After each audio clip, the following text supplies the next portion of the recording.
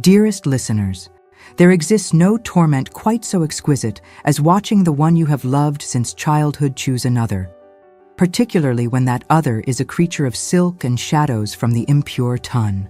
Should this tale of yearning hearts move you as it has moved countless others in London's finest drawing rooms, do share your own thoughts in the comments below. And if you find yourself enchanted by these chronicles of love and scandal, a subscription ensures you shall never miss another delicious revelation from this author's pen. But pray, do click that little bell of approval if my storytelling pleases you. Today, your humble chronicler brings you the most heart-rending tale of a country rose who bloomed in obscurity whilst her beloved cavorted with London's most notorious courtesan. But let us not rush, for the best stories, like the finest Madeira, must be savored properly. In the verdant countryside of Devonshire, where morning mist clung to rolling hills like gossamer veils, stood Rosewood Manor, a respectable if modest estate that had belonged to the merchant family for 3 generations. Here, in the year of our Lord 1819, Miss Diana Rosewood had reached her 22nd year, that delicate age when a young lady's name, if not carefully managed, might begin to be pronounced with a mixture of pity and finality in society's drawing rooms.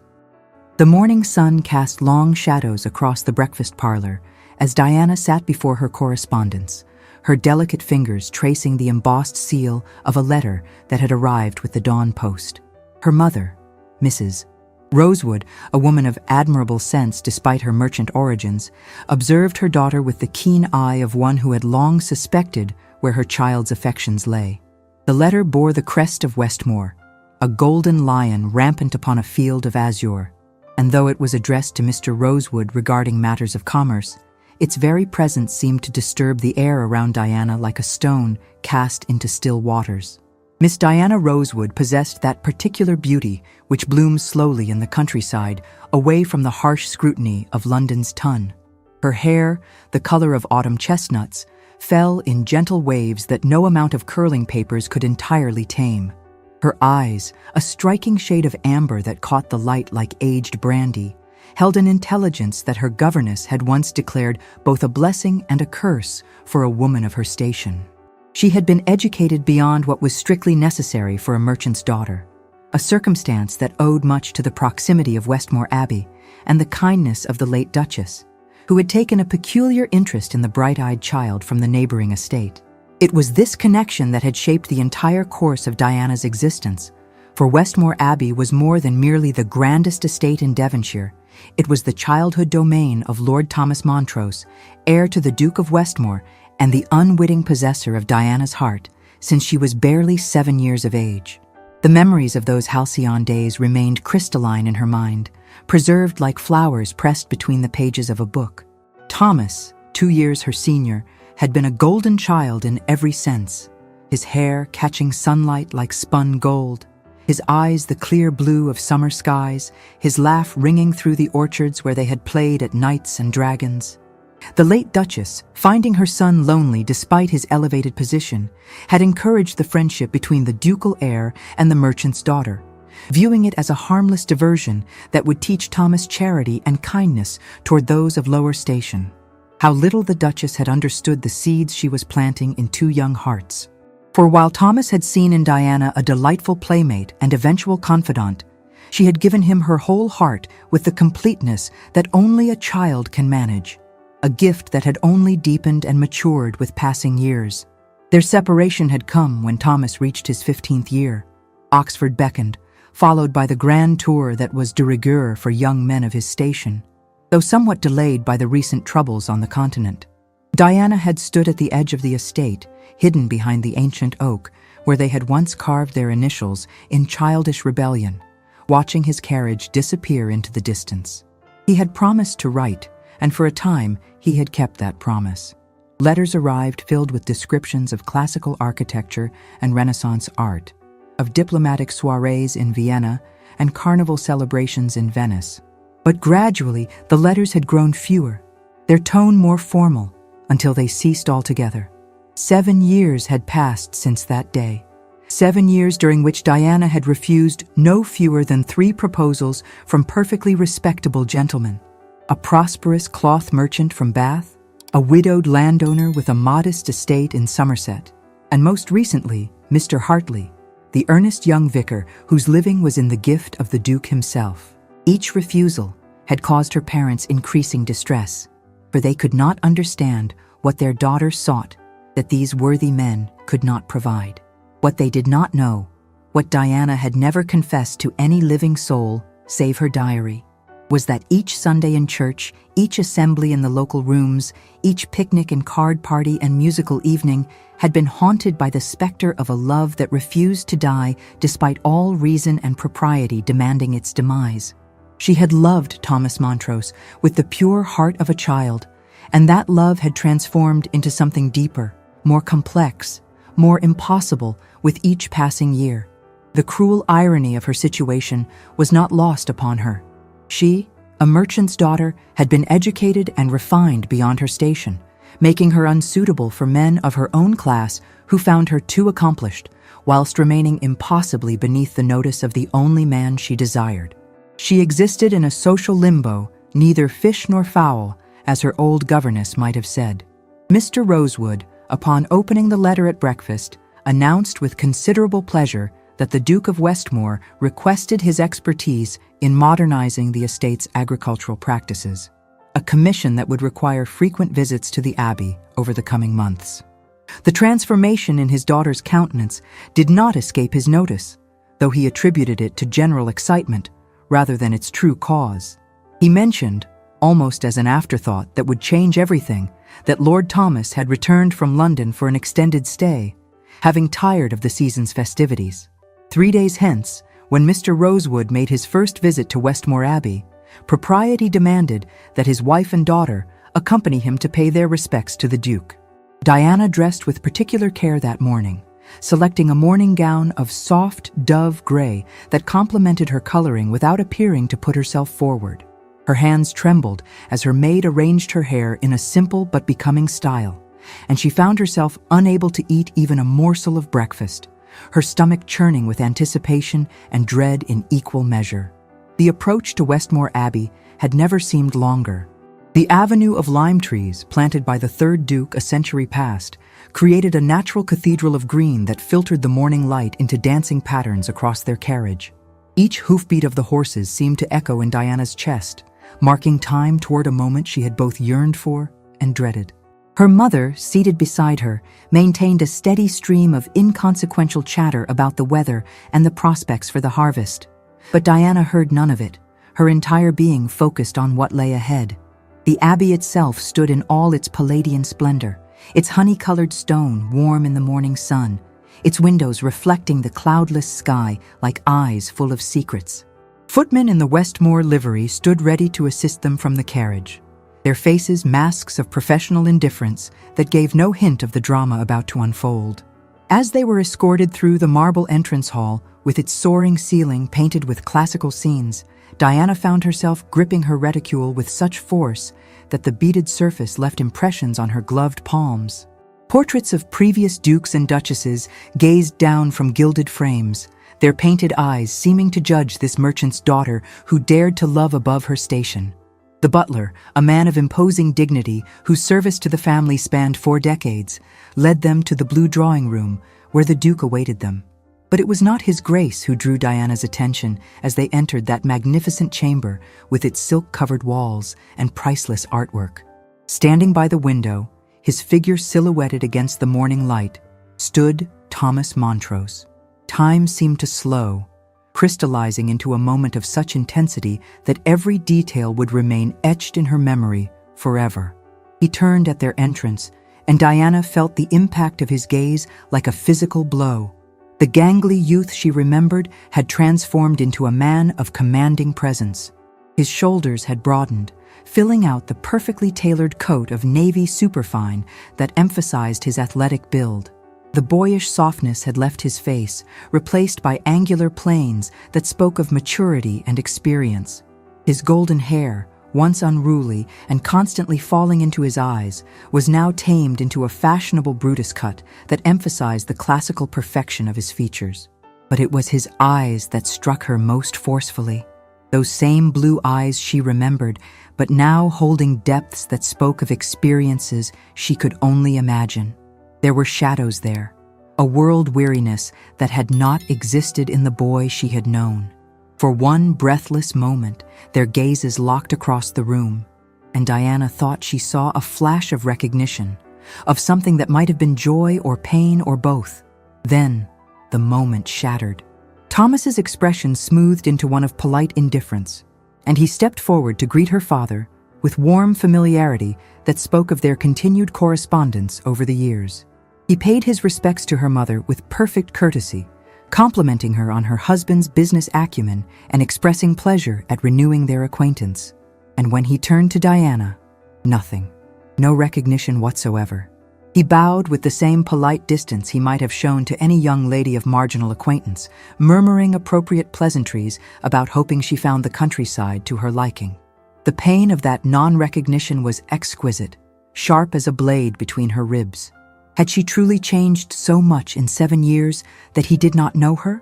Or, and this thought was worse, had she simply meant so little that he had forgotten her entirely? They were seated.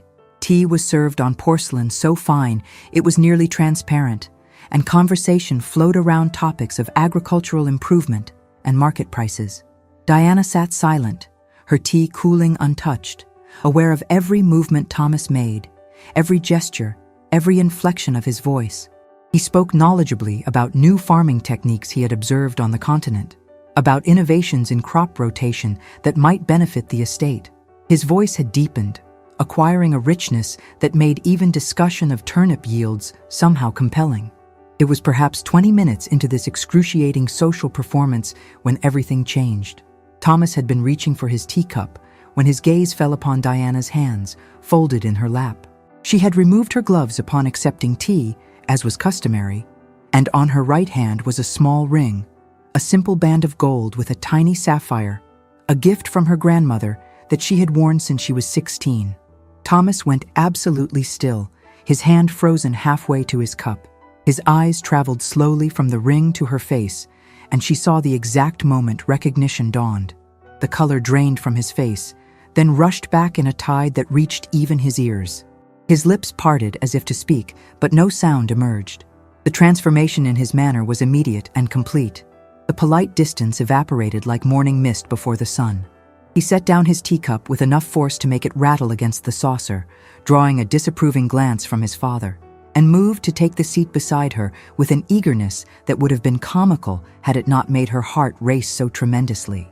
The name that fell from his lips was her given name, spoken with a wondering tone that suggested he could scarcely believe she sat before him. His eyes devoured her face, taking in every feature as if memorizing them anew.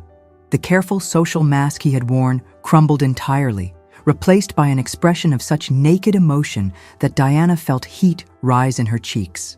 Questions poured from him in a torrent that completely ignored proper conversational conventions. What had she been doing these 7 years? Had she traveled? What books had she read? Did she still ride? Did she remember the time they had tried to rescue that fox cub and hidden it in the old gamekeeper's cottage? His enthusiasm was that of the boy she remembered, barely contained within the man's more polished exterior. The Duke watched this display with increasing concern, his austere features settling into lines of disapproval. A duke's heir did not show such marked attention to a merchant's daughter, no matter how respectable the family.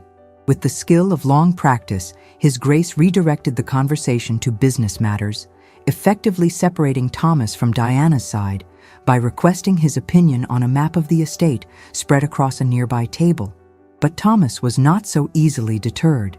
Even as he discussed drainage systems and tenant agreements with his father and Mr. Rosewood, his eyes constantly found Diana. When the business discussion concluded and it was time for the Rosewood family to depart, Thomas insisted on escorting them to their carriage, a courtesy that was not strictly necessary and earned him another sharp look from the Duke.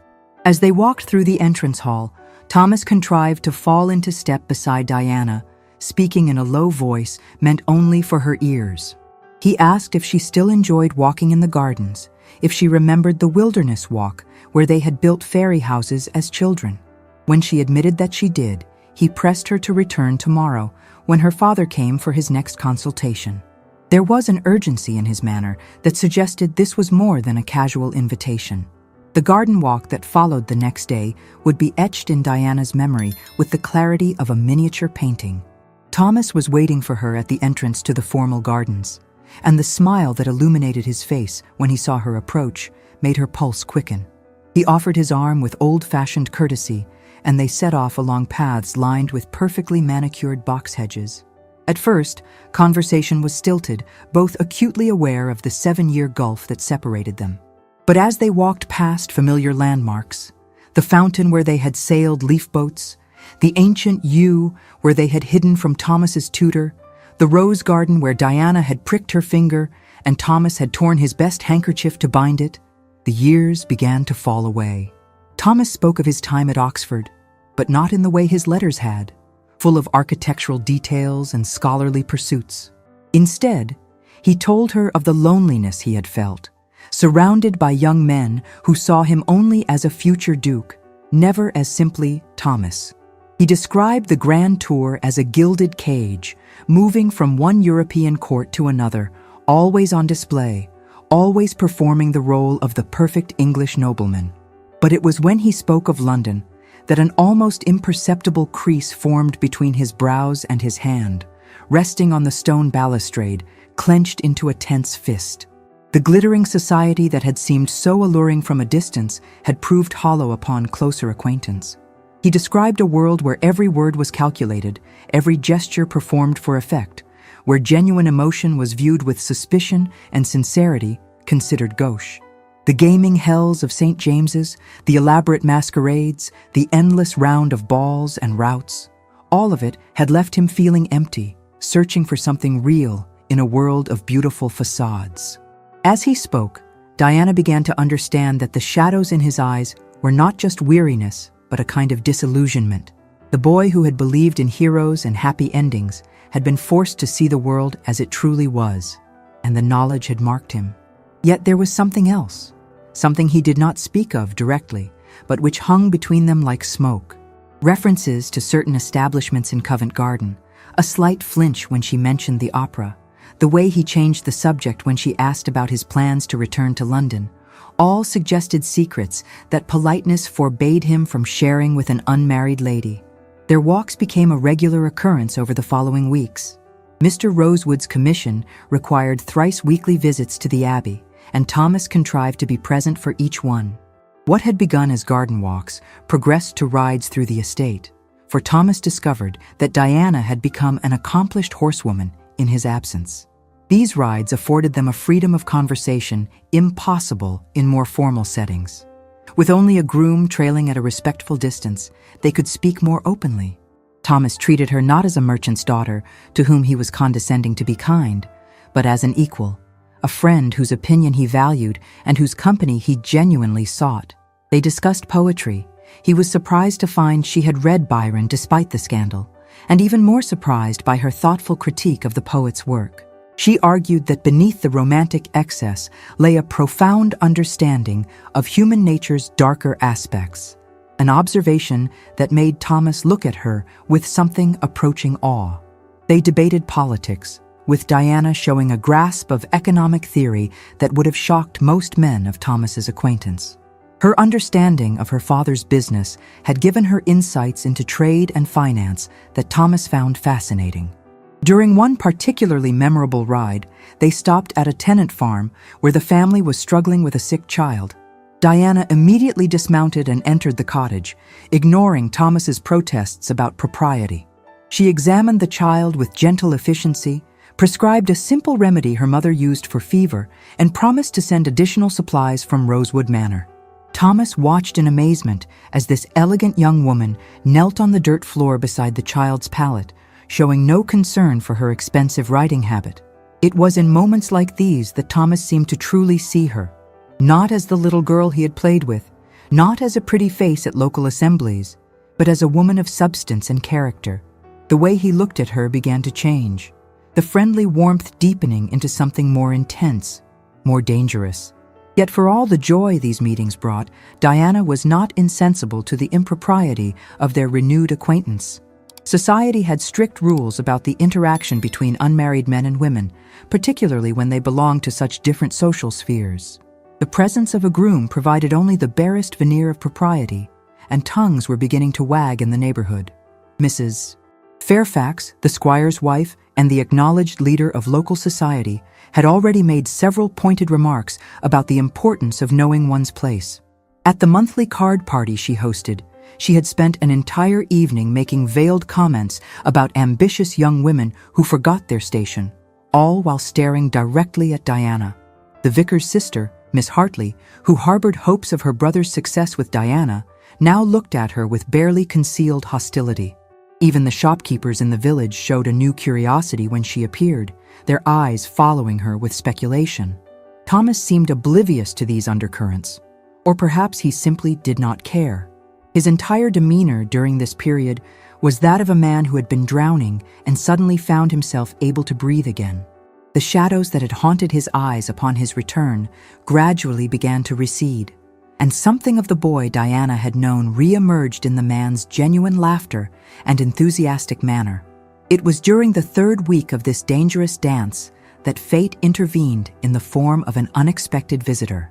Diana had just returned from a morning ride with Thomas, her cheeks flushed with exercise and happiness, when she encountered a traveling chaise of exceptional elegance drawn up before the main entrance of Westmore Abbey. The arms on the door were unfamiliar, but the postillion's livery suggested someone of considerable importance. A flash of something, abject dread, passed through Thomas's eyes before being shuttered, and his bearing, which had been relaxed in her company, became instantly rigid. He attempted to direct Diana toward the side entrance, but it was too late. From the chaise descended a vision of sophisticated beauty that made every other woman Diana had ever seen appear provincial by comparison. This creature, for surely she was too perfect to be merely human, stood perhaps 5.5 feet tall, with raven black hair arranged in an elaborate style that must have taken her maid hours to achieve. Her traveling dress of emerald green silk was cut in the very latest fashion, daringly low across the bosom and clinging to a figure that managed to be both voluptuous and elegant. Her face was a perfect oval, with features so regular they might have been carved by a master sculptor, and her complexion had that porcelain perfection that suggested she had never experienced a moment's discomfort in her life. But it was her eyes that commanded attention, dark, knowing eyes that held secrets and promises in equal measure, and a glint of steel that spoke of a woman who, without the shield of birth, had been forced to fight for every inch of her place in the world and had no intention of yielding it. This magnificent creature's gaze swept over Thomas with proprietary satisfaction before settling on Diana with the kind of assessment one might give to a minor inconvenience: brief, dismissive, and ultimately unimportant. The slight curve of her perfectly rouged lips suggested amusement at finding the heir to Westmore in company with what she clearly perceived as a country nobody. The lady addressed Thomas in a voice like aged whiskey, smooth and intoxicating with just a hint of danger. She expressed her delight at accepting the Duke's invitation to visit, having grown so terribly bored in London without her particular friend to entertain her. The emphasis she placed on particular friend left no doubt as to the nature of their acquaintance, though it was couched in language that maintained a paper-thin veneer of propriety. Thomas performed the introductions with visible reluctance. The lady was Mrs. Lydia Carrington, a wealthy widow whose husband had conveniently expired 2 years prior, leaving her with a fortune in government consols acquired during the war and lucrative canal shares. She extended 2 fingers to Diana in the manner of one conferring a great favor, her smile never reaching those calculating eyes. The encounter lasted perhaps 5 minutes, but it was sufficient to shatter every illusion Diana had been harboring about the nature of Thomas's regard for her. The way Mrs. Carrington touched his arm with casual intimacy, the way she referred to shared experiences in London using veiled language that nonetheless made their meaning clear, the way Thomas could not quite meet Diana's eyes, all of it painted a picture that required no further elaboration. Diana excused herself with what dignity she could muster, claiming a forgotten appointment with her mother. Thomas made as if to escort her to her carriage, but Mrs. Carrington's light laugh and reminder of his promise to show her the portrait gallery effectively tethered him to her side. He could only bow as Diana departed, his eyes conveying a misery that might have been gratifying had her own heart not been bleeding quite so profusely. 3 days passed before Diana saw Thomas again. 3 days during which she maintained a cheerful facade that fooled no one, least of all her mother. Mrs.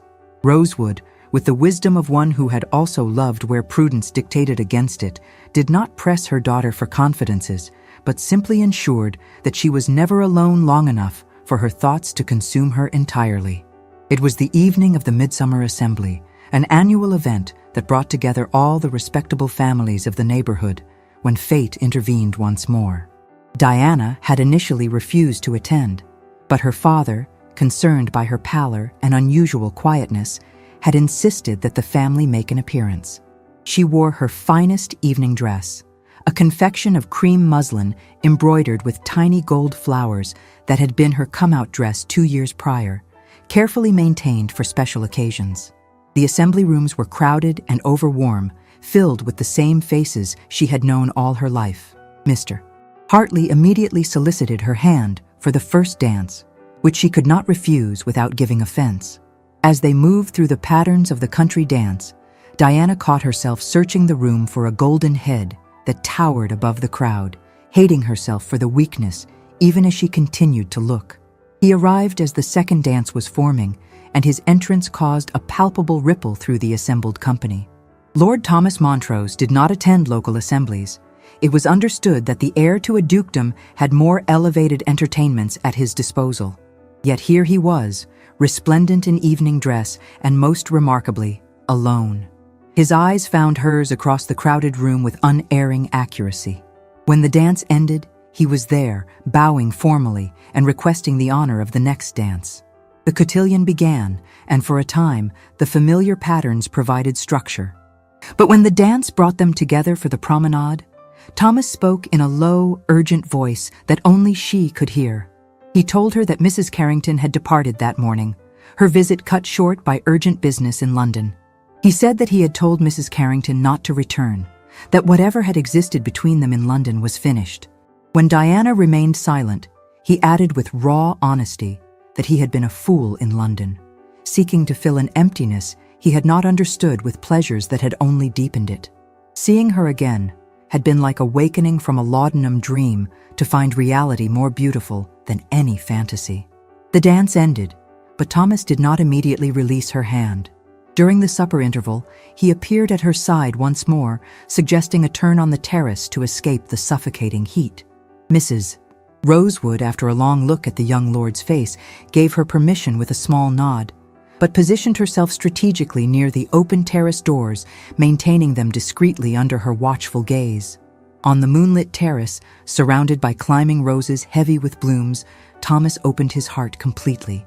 He spoke of the boy who had been sent away from everything he loved, thrust into a world where his title mattered more than his character. He told her how shame had gradually silenced his letters as he realized how far he was drifting from the person she had known. He spoke of Mrs. Carrington, enough for Diana to understand that the widow had pursued him relentlessly, offering sophisticated companionship that had seemed worldly and exciting. He had thought himself in love until he saw Diana again and remembered what genuine feeling actually was. As he spoke, tears ran silently down Diana's cheeks. When he finished, she found herself confessing things she had never intended to reveal, how she had refused 3 proposals because none of those men could erase his memory, how she had learned Latin properly in the hope that one day they might discuss Virgil together again, how she had ridden every morning past the oak tree where they had carved their initials. Thomas reached out, his fingers barely brushing her gloved hand, a touch so light it might have been accidental yet, which sent lightning through her entire being. He told her then that he loved her, had probably loved her since they were children, but had been too young and foolish to recognize it. He knew it was impossible, that his father would never countenance a match with a merchant's daughter, that society would condemn them both, but he needed her to know the truth. Their moment was interrupted by Mr. Hartley appearing on the terrace, clearly seeking her out. Thomas rose immediately, reverting to formal courtesy, and excused himself, leaving Diana to endure the vicar's concerned inquiries and transparent warnings about forming attachments above one's station. The following fortnight passed in a haze of stolen moments and cautious hope. Thomas called at Rosewood Manor with increasing frequency, always with plausible excuses. Each visit brought them together, and though they were never alone as on the terrace, their every interaction crackled with unspoken feeling. It was during this delicate period that disaster struck in the form of a letter edged in black. The Duke's sister, Lady Constance Fielding, had died suddenly in Bath, and the family was thrown into immediate mourning. The Duke departed for Bath to handle arrangements, leaving Thomas to manage the estate. All social engagement ceased. The great house was shrouded in black crape, and the family withdrew from society. Yet on the third day of the Duke's absence, as Diana walked in the village on an errand for her mother, she encountered Thomas's curricle outside the posting inn. What froze her blood was the sight of Mrs. Carrington's unmistakable figure emerging from the inn's private parlor, Thomas following close behind. The widow was dressed in half-mourning lavender that somehow made her beauty more striking. She placed a gloved hand on Thomas's arm with obvious familiarity, leaning close to whisper something that made him shake his head violently. They had not yet noticed Diana, who stood frozen beside the milliner's shop, her basket dropping unheeded from nerveless fingers. The dull sound of apples rolling across the cobblestones, the only physical evidence of her silent shock. When Thomas did see her, his face underwent a transformation of horror. He started toward her, but Mrs. Carrington's grip tightened, and she spoke again more urgently. Whatever she said made Thomas stop, his shoulders sagging in defeat. Diana did not wait to see more. She turned and walked rapidly away, ignoring Thomas's call, ignoring the curious stares of villagers. She walked until she reached the small copse beyond the village, where she could finally allow the tears to fall. The betrayal seemed complete. He had told her he loved her, had made her believe they might overcome the obstacles of birth and station, and all the while, he had been continuing his liaison with that creature. The fact that he had met her secretly, during his father's absence and while in mourning, only made it worse. When she finally returned to Rosewood Manor, she found it in uproar. Thomas had called in her absence, had waited for nearly an hour despite her mother's hints.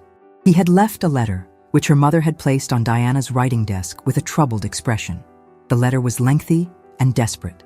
Thomas explained that Mrs. Carrington had arrived unexpectedly, claiming urgent news that could not wait. She had information that affected not just him, but his entire family. She had demanded a private interview, threatening to make public certain facts that would destroy the reputation of someone innocent if he refused. He begged Diana to trust him, to give him time to resolve the situation.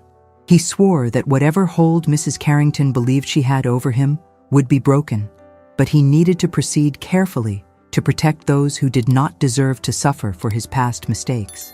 He asked her to meet him at the old oak tree at dawn the following day, where he would explain everything. Diana read the letter 3 times, her emotions cycling through anger, hope, and despair. Part of her wanted to believe him, but the larger part, the part that had learned caution through years of hopeless longing, whispered that she was being a fool. She did not go to the oak tree at dawn. Instead, she watched from her window as Thomas waited there for 2 hours, his figure growing increasingly dejected as the sun climbed higher. When he finally left, his shoulders were bowed in utter defeat. Later that day, Mrs. Rosewood informed her daughter that they had received an invitation to dine at Fairfax Hall. The dinner was an ordeal.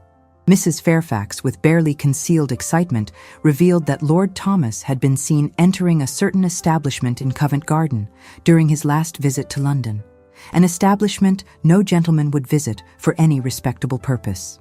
Mrs. Carrington had been observed leaving the same establishment not an hour later. Miss Hartley added that she had heard from her cousin in London that Lord Thomas had been quite wild during his time there, gambling deep and keeping company with women of questionable virtue. The fact that he had brought his London habits back to Devonshire, meeting with such women during family mourning, showed deplorable character. Diana sat through this character assassination in silence, her hands clenched so tightly that her nails left crescents in her palms. She wanted to defend Thomas, but what defense could she offer? Mr. Hartley chose that moment to approach her with his proposal. He understood her affections might be engaged elsewhere, but his offer remained open.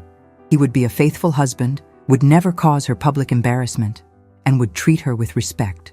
He did not demand an immediate answer, but asked her to consider whether security and respectability might not be preferable to passion that could only lead to ruin. The Duke returned from Bath 5 days later, bringing with him an atmosphere of even deeper mourning and, unexpectedly, a cousin whom no one had seen for years.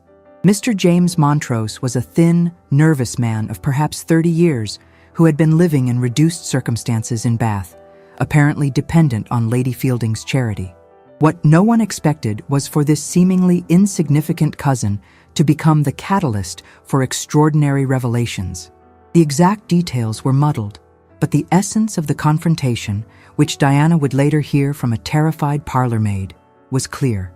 His Grace's voice, usually a measured baritone, had thundered through the walls with unprecedented fury. The Duke had been heard to declare that Thomas would allow their family to be held hostage by a woman of that stamp, all to protect that penniless relation with no sense of honor, to which Thomas had responded, his own voice tight with rage, that James might lack honor, but he was of their blood, and he would not see him hanged for past mistakes. The argument had ended with Thomas storming from the house, mounting his horse, and riding off at a dangerous pace. The truth emerged gradually. Mr. James Montrose had fallen desperately in love with an actress while in Bath. Lady Fielding had discovered the attachment and attempted to separate them. In desperation, James had forged his aunt's signature on a draft for a substantial sum, planning to elope to the continent. The forgery had been discovered, but Lady Fielding, unwilling to see her nephew prosecuted and the family name dragged through the courts, had covered the theft with her own funds. The shock and betrayal, combined with her fragile health, had contributed to her sudden decline. On her deathbed, she had confessed everything to the Duke, making him promise to care for James despite his transgression. But there was more. Mrs. Carrington had learned of the forgery through connections in Bath. She had proof, documents that Lady Fielding had foolishly not destroyed, and she had been using this knowledge to blackmail Thomas. Not for money, but for his continued association, which gave her social cachet that her birth and reputation could never achieve. She had threatened that if Thomas did not maintain at least the appearance of their former intimacy, she would expose James's crime. Forgery was a hanging offense, and even if James escaped the noose, the scandal would destroy the family. The Duke's position in the House of Lords, Thomas's prospects, even the marriages of distant cousins would all be affected. This was why Thomas had met with her secretly. He had been trying to negotiate, to find some way to protect his worthless cousin without sacrificing his own happiness. But Mrs. Carrington had been immovable. The Duke, upon learning all this, had demanded that Thomas cut all connection with Mrs. Carrington immediately, stating they would weather the scandal rather than submit to continued blackmail. But Thomas had argued that James did not deserve to hang for a crime of passion. It was Mrs. Rosewood, of all people, who provided the solution. She had been visiting the Abbey to deliver preserves when she encountered James weeping in the garden. Taking pity on him, she had listened to his tale and then suggested a brilliant course of action. James would publicly confess to the forgery, but with a crucial alteration. He would claim he had taken the money not for personal gain, but to pay debts incurred while nursing a sick friend, a fellow soldier who had saved his life in the Peninsula Wars. Lady Fielding's charity in covering the debt would be seen as Christian forgiveness rather than family shame. More importantly, Mrs. Rosewood had connections in trade that could prove invaluable. Her husband's partner in Liverpool had interests in America and could arrange for James to take a position there, far from England's judgment. The actress, if she truly loved him, could follow. The plan was put into motion with remarkable efficiency, though its implementation was a race against time. Mr. Rosewood dispatched 3 express messengers to Liverpool, while Mrs. Rosewood used all her considerable persuasion to convince James's future bride that America offered more than exile. For 2 tense days, everyone's fate seemed to hang on the return of a messenger and the discretion of a ship's captain. James made his confession in a letter to the Times, crafted to evoke sympathy rather than condemnation. Within a week, James was on a packet ship to New York, his actress bride beside him, having been married quietly in a ceremony the family did not acknowledge but did not prevent. Mrs. Carrington, deprived of her weapon, made one last attempt to salvage her position. She appeared at the Abbey uninvited, creating a scene that would be discussed for years. She accused Thomas of leading her on, of making promises he had not kept, of ruining her reputation. Thomas's response was delivered with cold civility. He informed her that any promises made had been under duress, that their association had been a mistake from the beginning, and that if she attempted any further contact with him or his family, he would ensure that every door in society was closed to her. She left Devonshire that very day, and if she made good on any of her threats, no word of it ever reached the county. But the damage to Thomas and Diana's relationship seemed irreparable. She had not gone to meet him when he asked, had believed the worst of him when gossip painted him black. He had not trusted her with the truth, had chosen family honor over transparency with the woman he claimed to love. Thomas threw himself into estate work with a dedication that worried his father. He rose before dawn, retired well after dark, and spoke to no one beyond what business required. He did not call at Rosewood Manor, did not attend any social functions, and when encountered in the village, was courteous but distant to all. Diana found herself in an impossible position. Mr. Hartley's proposal still stood, and her parents, while not pressing her, made it clear that they considered it an excellent match. Yet every time she tried to accept what logic dictated, her heart rebelled. It was October when everything changed, the leaves turning gold and crimson like nature's own dramatic backdrop. The harvest had been brought in, and the traditional harvest home celebration at Westmore Abbey could not be avoided without giving grave offense to the tenants and workers. The Duke, still in mourning but understanding his duties, had decreed that the celebration would go forward, though somewhat subdued. There would be dancing in the great barn, ale and cider flowing freely, and the traditional feast that brought together all levels of society in temporary suspension of the usual hierarchies. Diana attended with her parents, wearing a simple dress of brown wool that suited the rustic occasion. She had made up her mind to accept Mr. Hartley that evening. She could not continue in this limbo indefinitely. Her mother had noticed her daughter's resolution and pressed her hand in silent support, though her eyes suggested she was not entirely convinced this was the right course. The barn had been transformed with corn dollies and autumn garlands, lanterns hanging from the rafters, casting warm light over the assembled company. Thomas stood at the far end with his father, fulfilling their duty as hosts with mechanical precision. He looked haggard, older than his 24 years, with shadows under his eyes that suggested he had been sleeping as poorly as she had. When their eyes met across the crowded space, the impact was like a physical blow. He started toward her, then stopped, his jaw tightening as he visibly forced himself to remain where he was. The dancing began, and Diana found herself partnered with Mr. Hartley for the opening set. He was attentive and proper, but she could not focus on him. Every nerve in her body was aware of Thomas. It was during the third dance, when partners were switched according to the pattern, that fate intervened. The movement brought her face to face with Thomas, their hands meeting in the prescribed hold. The shock of contact, even through gloves, was electric. For a moment, neither moved. Then Thomas broke protocol entirely. Instead of completing the figure, he kept hold of her hand and led her from the dance floor, through the crowd of surprised onlookers, out into the crisp autumn night. Diana could hear the whispers rising behind them, but did not pull away. He led her to the walled garden behind the barn, where espaliered pear trees created geometric patterns against the stone, and the moon provided silver illumination. There, finally, he released her hand and turned to face her, his expression agonized. He told her everything then, not just about Mrs. Carrington and James, but about his fears, his doubts, his struggle to balance duty and desire. He explained that he had not told her the truth initially because he had been ashamed, not wanting her to see how weak he had been in London, how easily he had been ensnared. He had wanted to be the hero of her childhood memories, not the flawed man he had become. When he finished speaking, Diana found her own voice. She told him of the agony of loving someone above her station, of knowing that every social rule stood against them. She spoke of her jealousy of Mrs. Carrington, not just for the claim she had on his past, but for her beauty, her sophistication, her ability to move in his world with ease.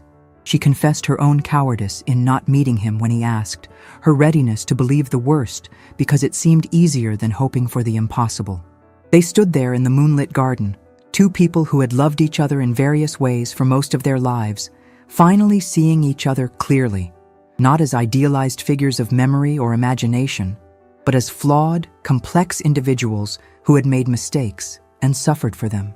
Thomas reached into his pocket and withdrew something that caught the moonlight, a ring, simple and elegant, with a single sapphire surrounded by small diamonds. It had been his mother's, he said, not part of the ducal jewels, but her personal property, left to him to give to his bride. He had carried it with him since the day he had first asked her to meet him at the oak tree, hoping for an opportunity that had never come. Then, in defiance of every social convention, the heir to a dukedom knelt in the damp grass before a merchant's daughter and asked her to marry him.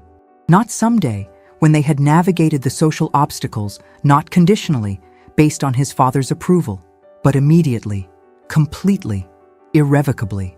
Before Diana could answer, another voice cut through the night. The Duke of Westmore stood at the garden gate, his expression unreadable in the shadows. He had followed them, had heard everything. For a long moment, father and son stared at each other, the tension crackling between them. Then the Duke did something unprecedented. He walked forward, helped his son to his feet, and turned to Diana with a slight bow. He said that he had been a fool, allowing pride and convention to blind him to what was truly valuable. He had watched his son dying by degrees since the summer, had seen a vibrant young man turn into a shadow, all for the sake of propriety. He spoke of his own marriage, arranged for dynastic purposes, which had nonetheless become a love match.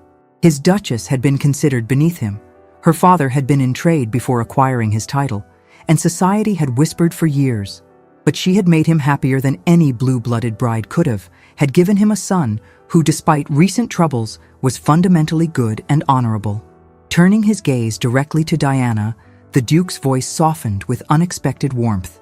His duchess, he said, had possessed a spine of steel and the good sense of a merchant, qualities he recognized in Miss Rosewood herself. His son, it seemed, had made a wiser choice than he had given him credit for, choosing not merely beauty or accomplishment, but strength of character that would serve a future duchess well. The Duke gave his blessing with characteristic formality, though his eyes were suspiciously bright. He suggested they marry by special license within the week, spending their honeymoon at the family's estate in Scotland, far from society's prying eyes. By the time they returned, the scandal would have died down, replaced by some new gossip, and eventually, even the highest sticklers would have to accept the match or risk offending a duke. Diana, overwhelmed, could only nod her acceptance, tears streaming down her cheeks. Thomas placed the ring on her finger with shaking hands. Then, with his father standing witness, kissed her with all the pent-up longing of years of separation and months of misunderstanding. When they returned to the barn, hand in hand, with the Duke himself escorting them, the reaction was everything one might expect. Shock, delight, disapproval, and excitement rippled through the crowd in waves. Mrs. Fairfax looked as though she might faint from the sheer drama of it all, while Mr. Hartley, to his credit, merely bowed and offered his congratulations with genuine grace.